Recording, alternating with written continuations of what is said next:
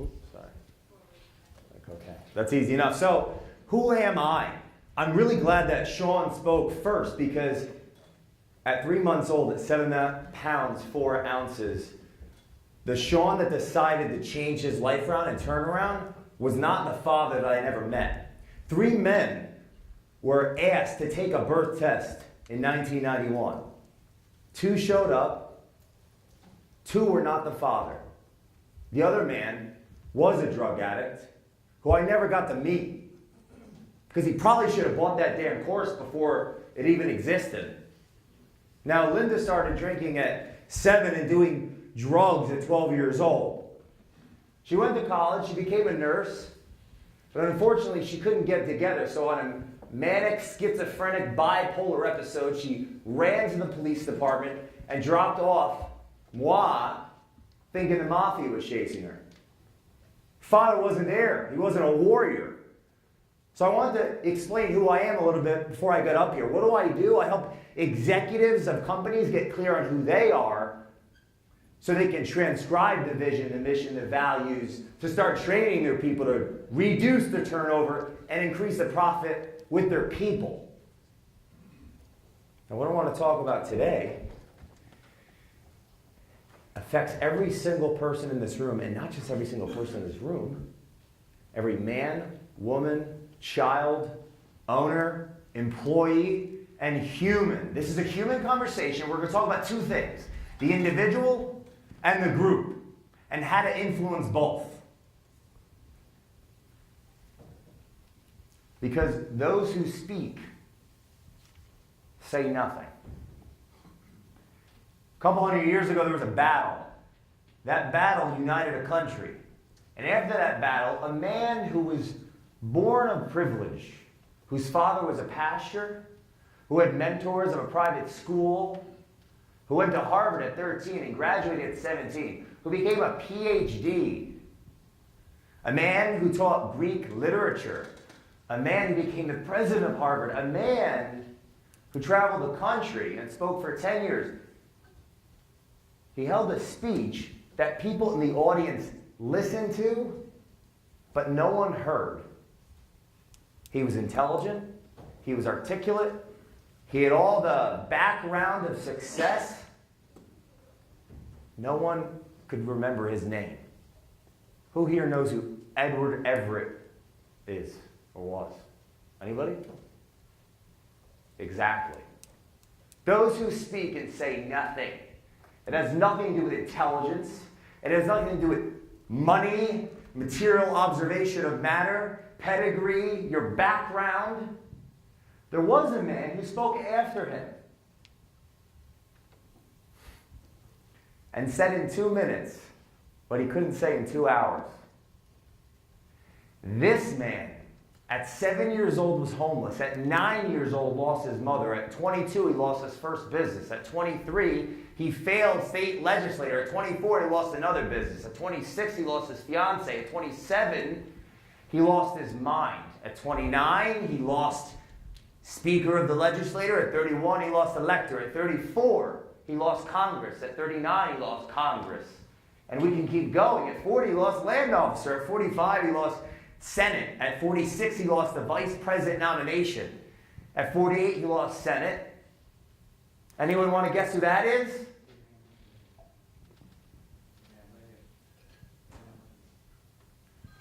Yes, Abraham Lincoln. Edward Everett wrote him a letter after Abraham Lincoln, who, by the way, changed the world, who, by the way, didn't just speak and was listened to. He was heard so well, it's still ringing in our ears that a few people knew who he was. Did you not?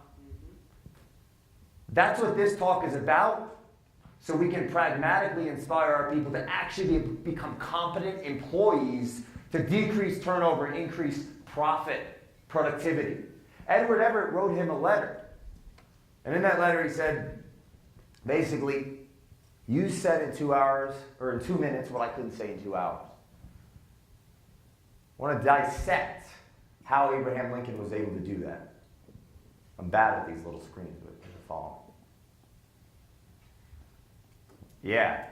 This is film, by the way. Everything that I'm breaking down is the effect of an entire life of conflict, a life of an individual who didn't have the predisposition to have parents guide him through life, who had to read thousands and thousands of books, who had to start businesses with nothing but his mind, some credit cards, and a big-ass idea. Everything that I'm going to break down to you is pragmatic, but it's rooted not in theory, it's rooted in science. It's rooted in psychology and neuropsychology and biology and history and the disciplines necessary to construct yourself in the world. And it's rooted in fact.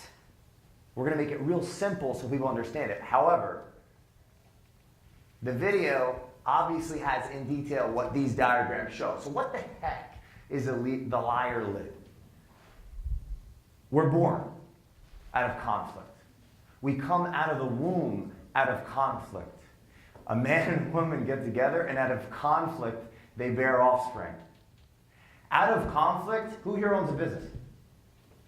Your business was born. I'd even argue at one point you worked with or for someone where there was conflict. Where at one point, maybe we didn't feel respected. Maybe we didn't feel loved. Maybe we didn't feel as though they deserved to make everything.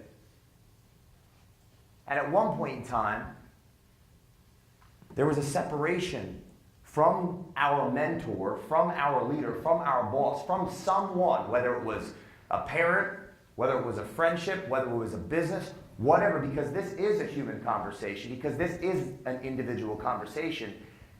And out of conflict, our business was born. So you may not be able to see this, because this is extremely confusing. But everything starts from conflict. So we start our business because we believe we have a vision to a solution of a problem. And then most people fail. You know, they fail right away. But those of us who persist and keep going, we start to get ridiculed. Oh, we're crazy. There's resistance. So we keep going.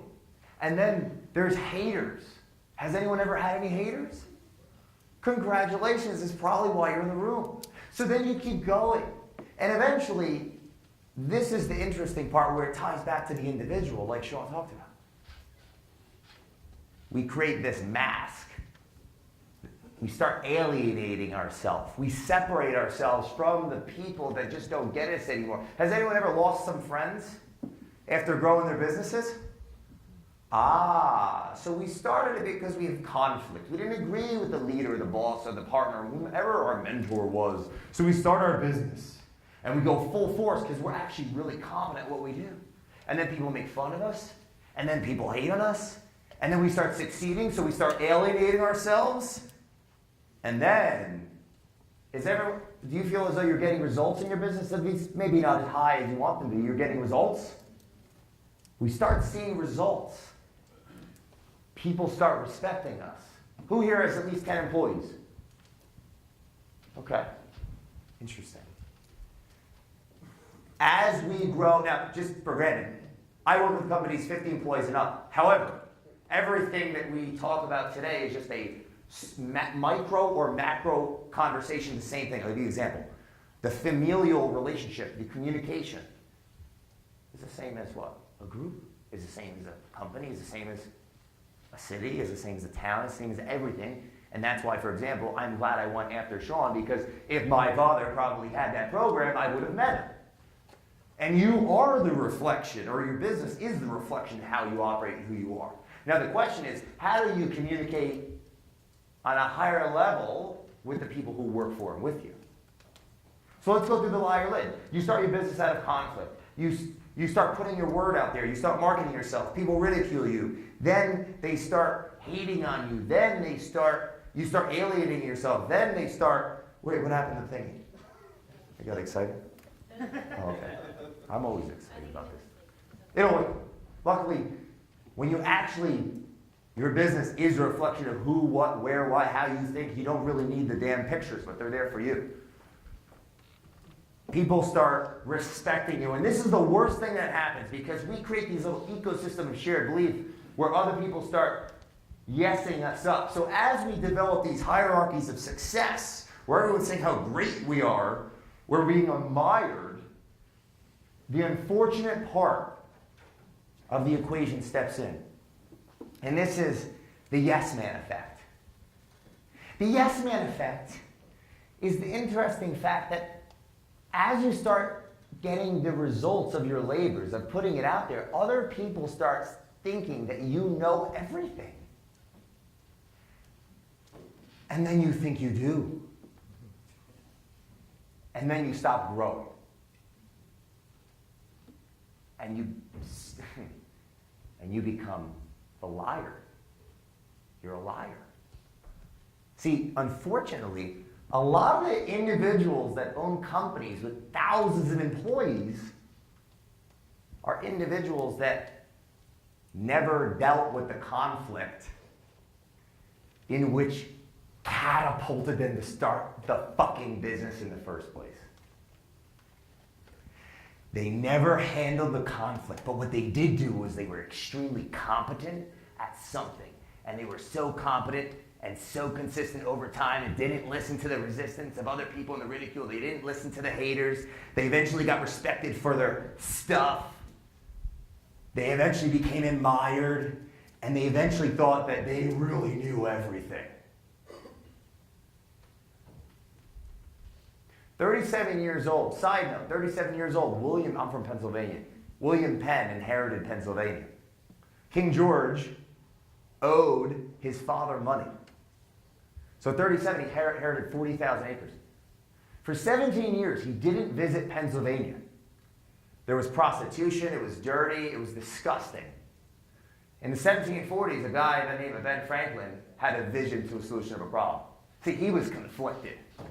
The aristocracy, the men with the money in this country were conflicted. They had a problem with the fact that their leader wasn't even there. He was an absentee owner. One of the executives wasn't managing one of the 13 districts, right? The 13 colonies. So what happened? They formed a union. And in that union, because they had a vision to the solution of a problem, they cleaned up the streets of Philadelphia. And I would argue that our country was founded in those meetings, in those unions, because they knew they didn't need their manager anymore. They didn't need William Penn. So arguably our country was started in the 1740s when Ben Franklin had a vision to the solution of a problem and then got everyone together and say, hey, we can clean up these streets. We don't need this guy. See, King George owned all the land. So what did he think? I have all the money. I have all the power. They need me. Anyone know any business owners think, I have all the money. I have all the power. I don't need to learn anything new.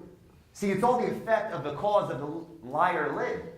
There are conflicted individuals who build companies, and then everyone thinks their opinion means something. No, it fucking doesn't.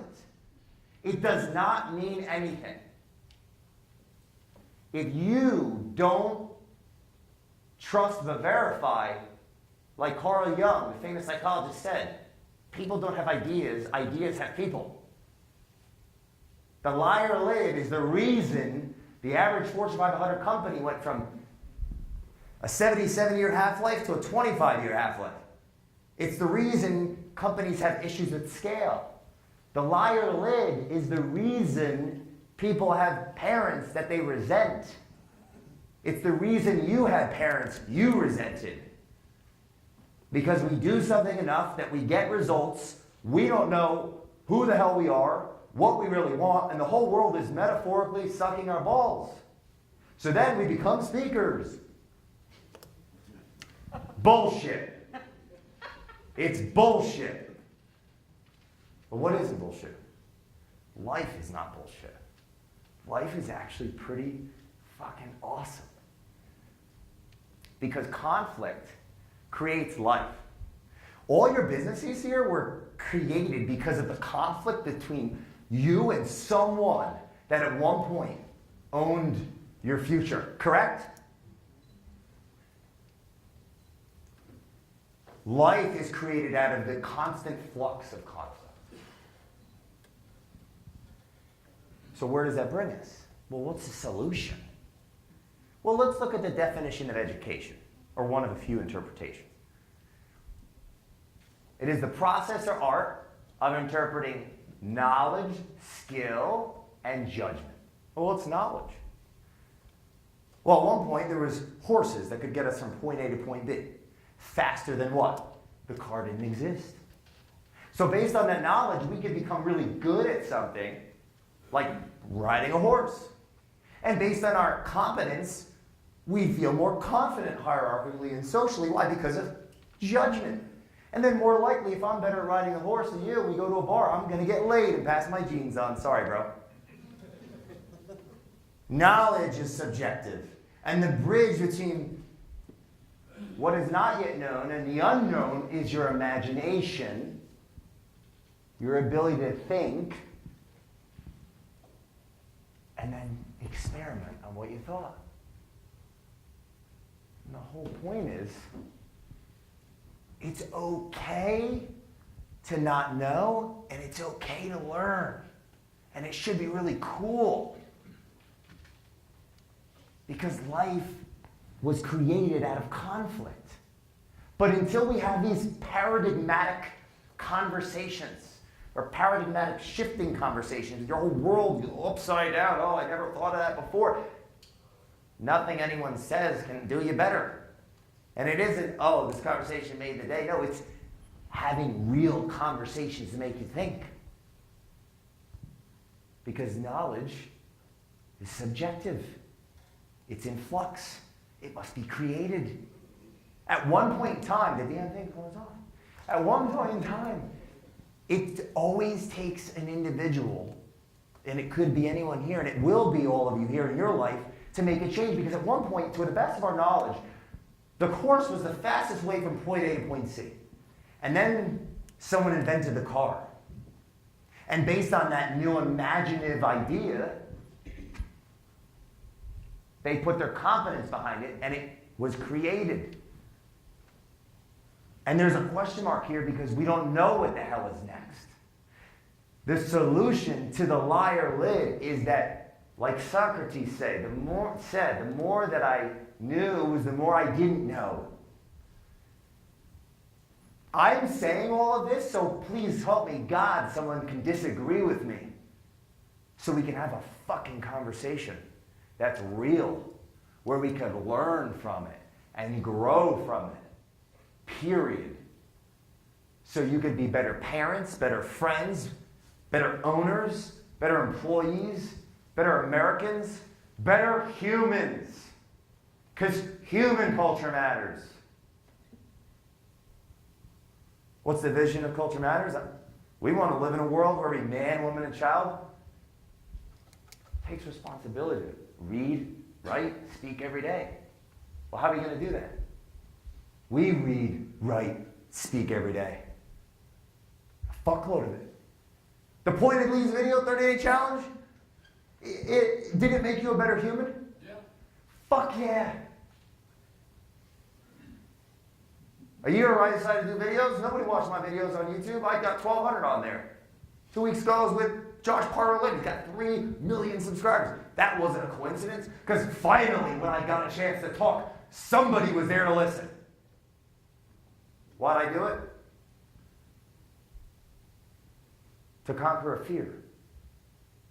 To develop as a person. Because your business is a reflection of who you are. Now, the question is, though, because there's a lot, so this is the thing, guys, there's a lot of high-functioning humans in the world that are still conflicted, and to quote the influencer Sean, because he's influenced me, I usually don't swear this much, who are fucked up. Yeah, good, right on you, man. Like, well, influential people, who knows someone influential in their life, and there's all this stuff, all this money, who's still fucked up. Yeah. The solution is understanding. The solution, where's my marker? being around. I get excited. All right. Now, has anyone here actually ever had an issue with employees and turnover and productivity? Would you like to hire the right people? Who here, okay, do you think, can you find the right people? Yeah? How many kids you got? 3. Did you find them? The first thing is to, yeah, this is light. Find kids. Find kids. The first thing is just to have the conversation together, organically. Hey, who's finding their kids? No. We have children, and then they model our behavior. So the first thing you got to do is take that out of your mind. Is, oh, you're going to find the right people. No, you're going to attract who you are. And then you're going to have systems and clarity of what you stand for, transparent, so you can train them on the knowledge they need to be better humans in your business consistently. So they're more productive and there's more profit. Why? Well, how is this possible? I'm going to give you 4 examples before we break it down. We'll do a live breakdown of some of this so it's actionable. Is that okay? Yeah. In 1931, because wait, people, have you ever had problems finding the right people? Have you ever had problems with, you made a hire and it just didn't work out? Have you ever had problems with it affecting your profit margin? Okay. I'm going to give you a couple dates and a couple people. This is real life. This really happened. In 1968, this man influenced a group of people that lived together, and they killed some movie stars. And in 1971, they went to jail. Who wants to tell me who that was? All right, Charlie. Yes. In 1974, some island off the coast from 1978, there was a guy that led a congregation of people. Oh, we know our history, all righty. We still trying to find the right people? Jimmy.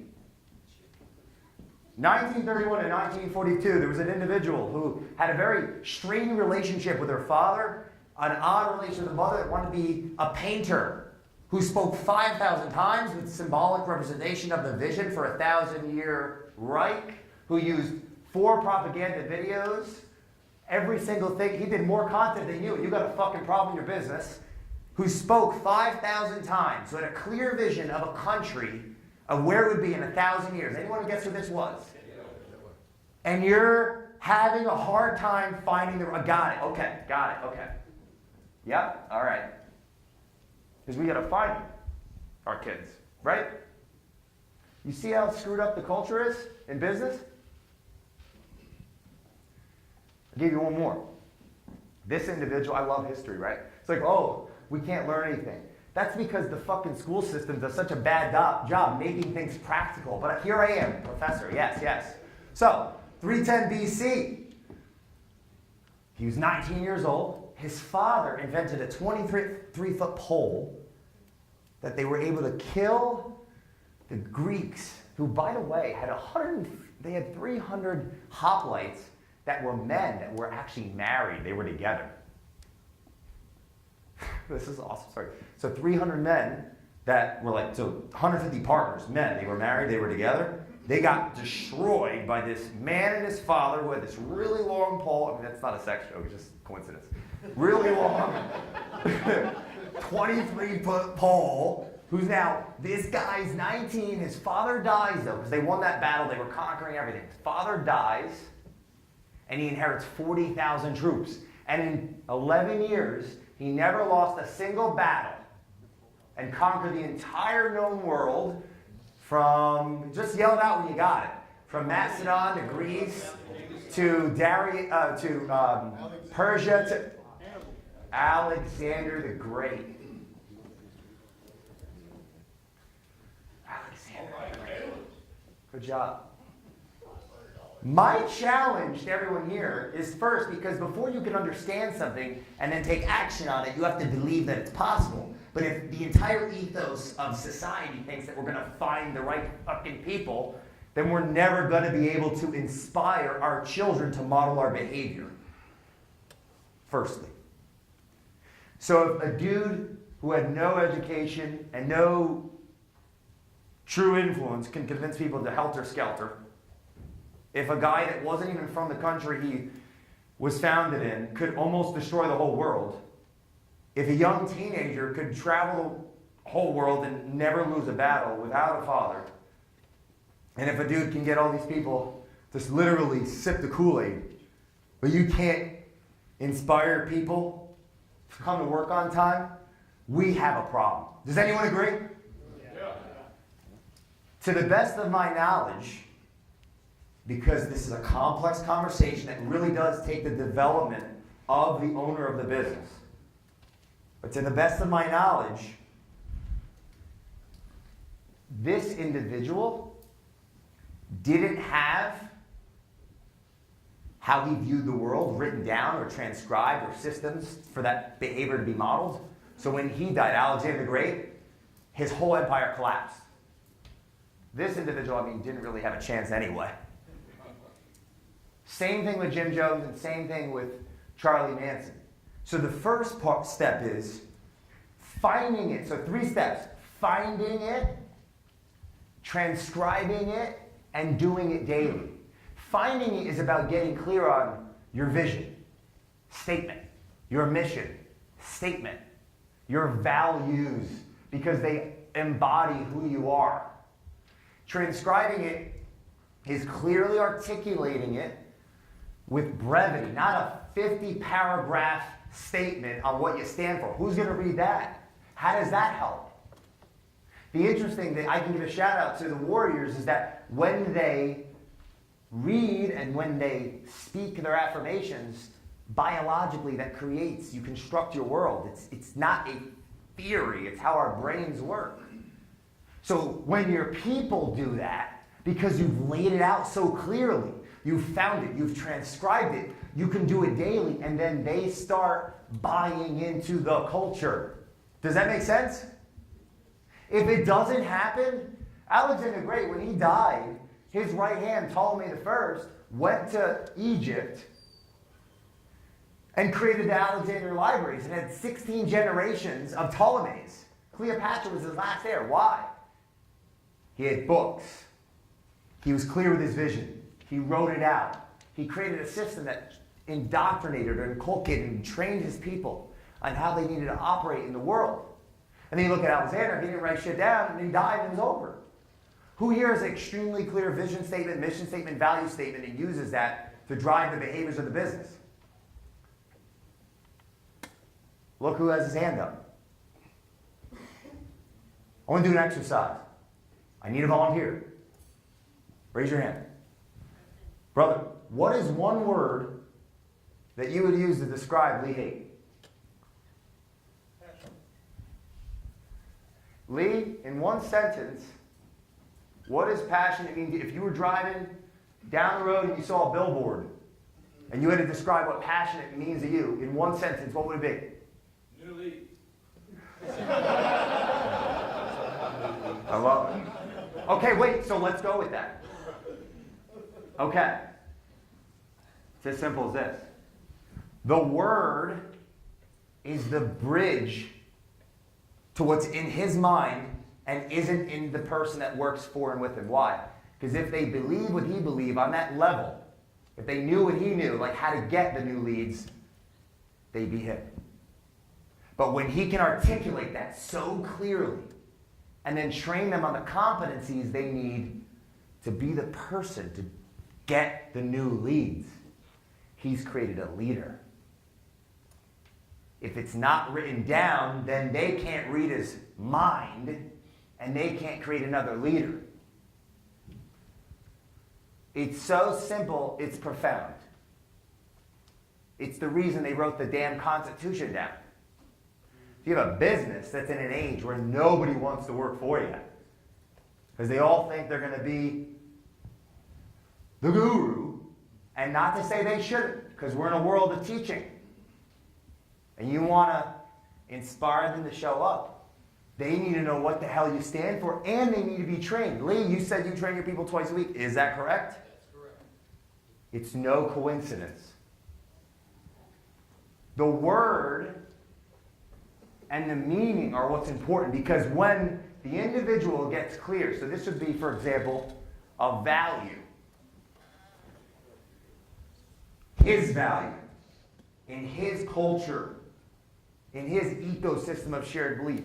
When everyone in the organization, when they hear the word passion, now why did I ask someone that wasn't Lee?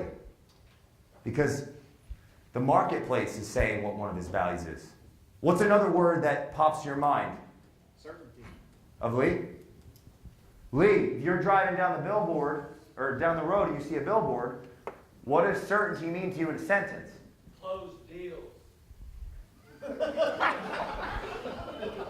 Yeah, yes, now be a little bit more specific. Closed checks. So close deals and sign contracts. When that's written down and utilized in the team meetings, it inspires people to think a certain way. And the way they need to think is based on how their leader, the person they aspire to be, had to think to be where he is.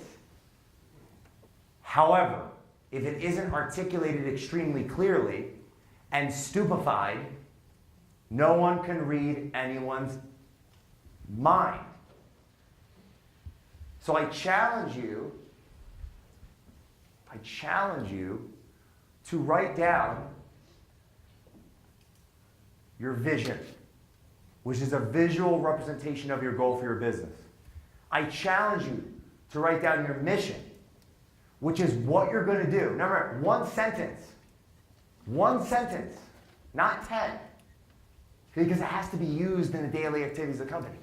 I challenge you to write down the mission, which is what you're going to do to accomplish the vision.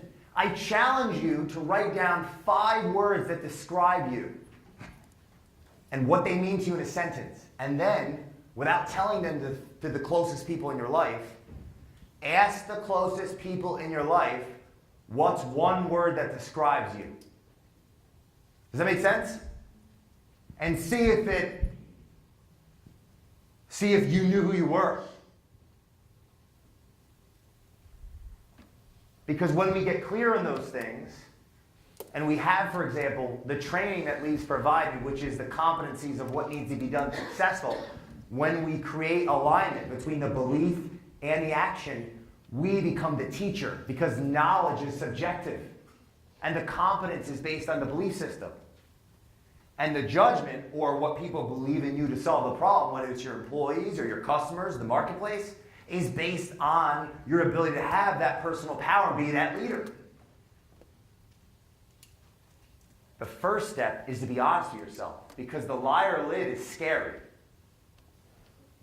The liar lid is scary. It creates the yes man effect, where everyone just starts saying or asking you questions like you know, and you may not.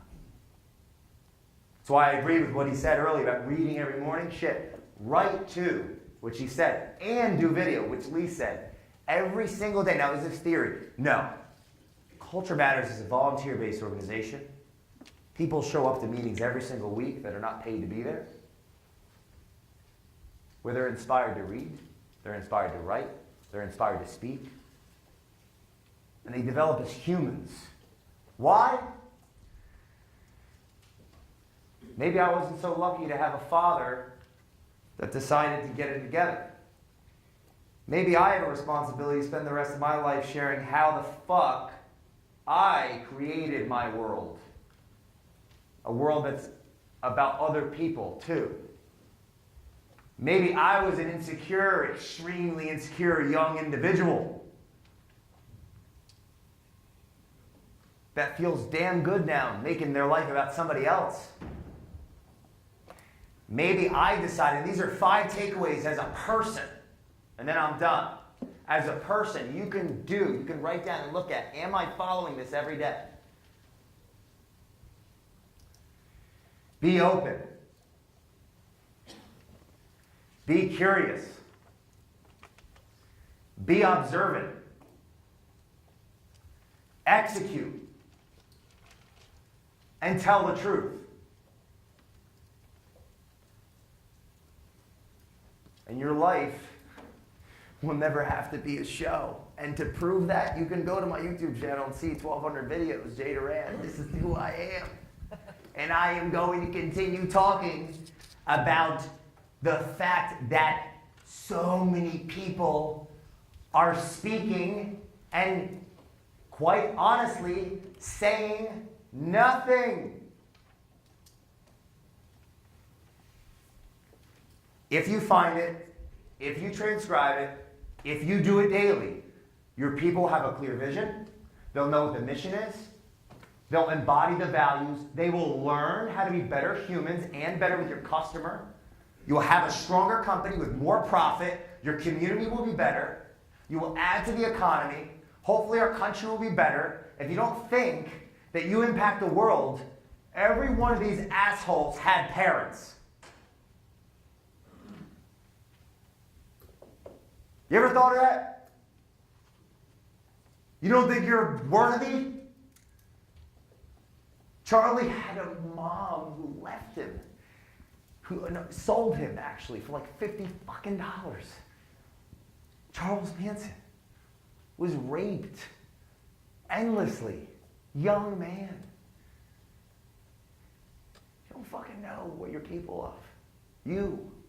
Because you're them. We're them. They're humans. But I can promise you, you get clear on these things, and you live an open life, a curious life, an observant life where you think, a life where you take action on those thoughts, and you tell the truth. Yeah, you'll have the business that you think you want. And when you speak, you'll say something. And when you speak, like Abraham Lincoln, people will hear you. It's real. Thank you.